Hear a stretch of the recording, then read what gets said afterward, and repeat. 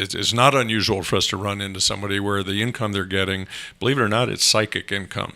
I mean, they feel good because they've got somebody on the property that they've been there for a long, long time, Right. and it gets to be like family almost. And it's we'll tell them what we think, we'll tell them what the numbers say, but then it's up to them to decide whether somebody's just, the situation doesn't work anymore. It's not a good fit. Yep.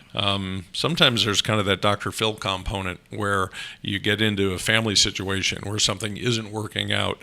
I think we talked about a few of those recently where it's just not the extended family, or it's just somebody who's been with them for years and it's just not working out so well.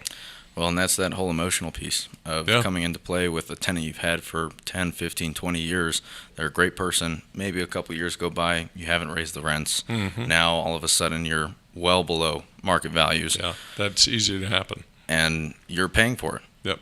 They're somebody you like, you care about, but being able to say, this is what I should be making from this property is a tough bridge to gap. Well, we see that a lot when it's owner managed. Yeah. When a management company can step in there. We have one client who likes to take in a new renter, and he says, "Look, at my partner. He's an attorney, and he's tough. So just keep in mind, if you're late, he's going to send you a letter. We're going to be all over you now if you still want to rent."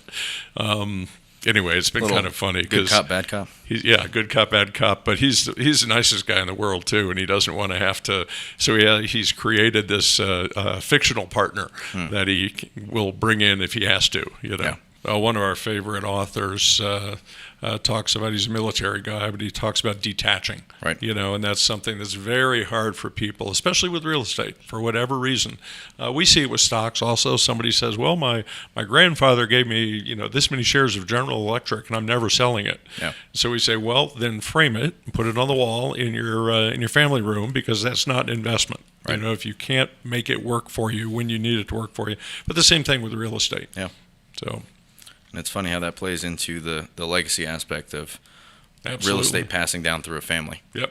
One person has spent 30 years curating a portfolio of real estate. Their kids want nothing to do with it. Yeah.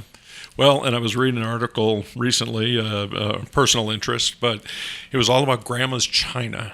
Okay, and how baby boomers and then the kids of baby boomers are not that interested. It's rare. I think it was a Forbes article. It was all about grandma's china. This had great import to them, but not so much for the kids. So, a big part is if you can solve those problems before you hand down the legacy assets and communicate well. That's something that we are able to foster working with families, is the communication about the importance or the history, or kids might think, oh, that's the house that mom and dad were married and lived in right away, and mom and dad are feeling like, can you get a good return, can you get a good price, get that dude sold. So got to make sure everyone's on the same page. That's right.